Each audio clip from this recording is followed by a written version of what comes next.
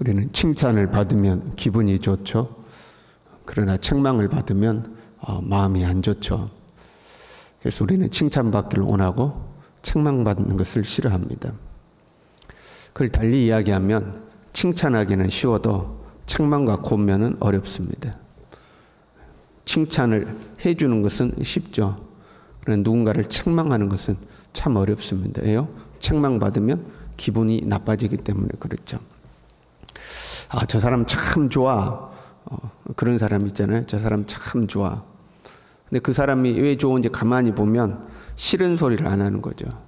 그냥 다 좋다고 그러는 거죠. 뭐든지 아우 좋다, 아우 훌륭하다, 아우 잘했다, 어쩜 그렇게 잘하냐, 좋은 말만 하는 거예요.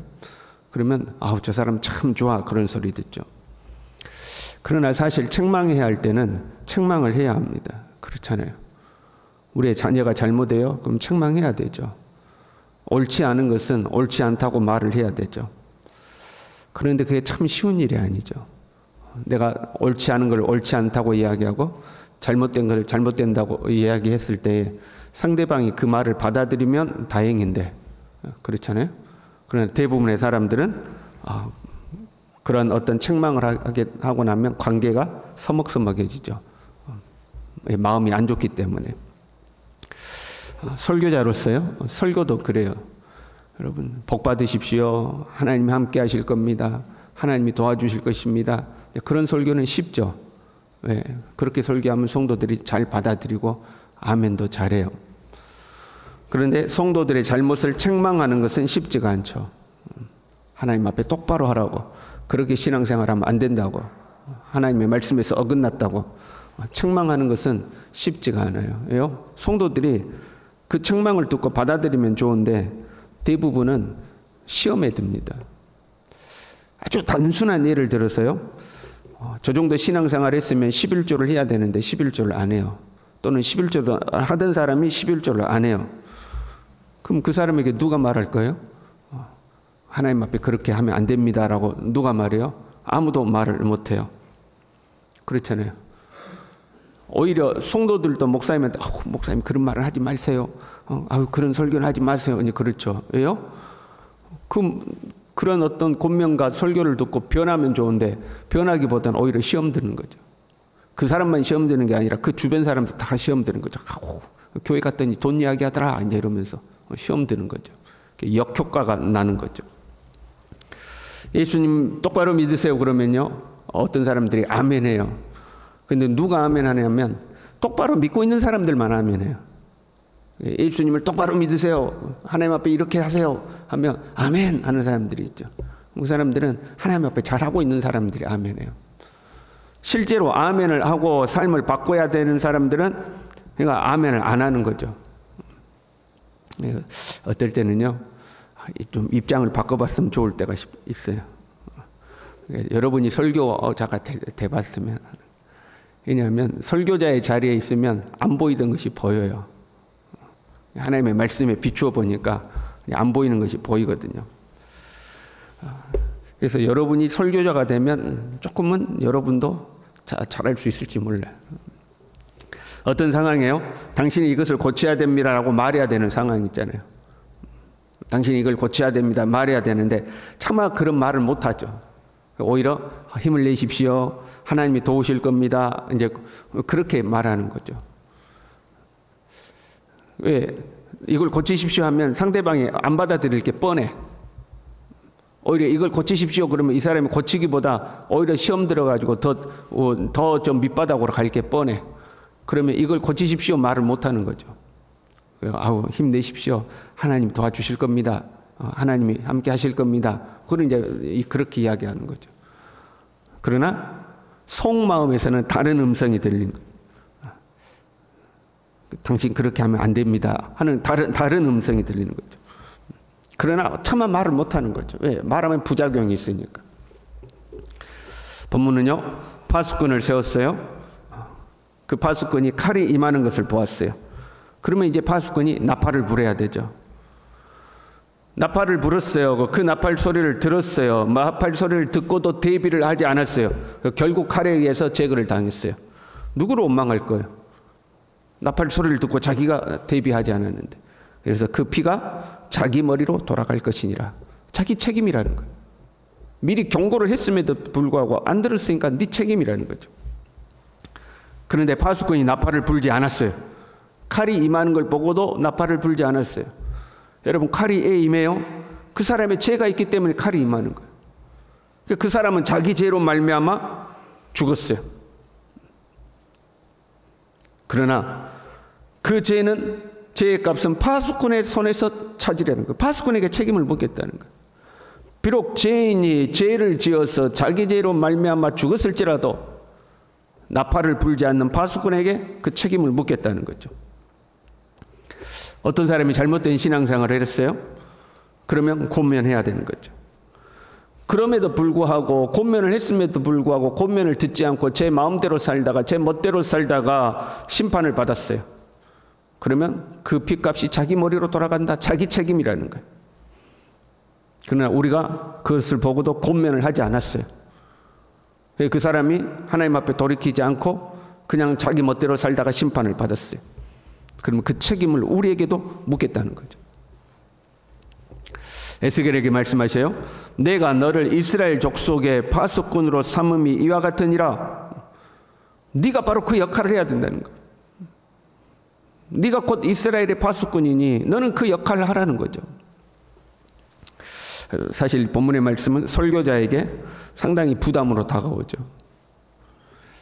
어떤 목사님이 제 설교를 들으시나 봐요. 이제 유튜브로 우리가 올리잖아요. 설교 들으셨나? 저는 그 목사님을 모르는데 그 목사님 저를 알아요. 그래서 만났는데 반갑게 인사를 하시더라고요. 저는 모르는 분인데. 어떻게 하시냐고 그랬더니 그 방송으로 설교를 들으셨다고 그래요. 그러면서 하시는 말씀이 목사님 시원하고 아주 담대하게 설교를 하신대요. 저보고.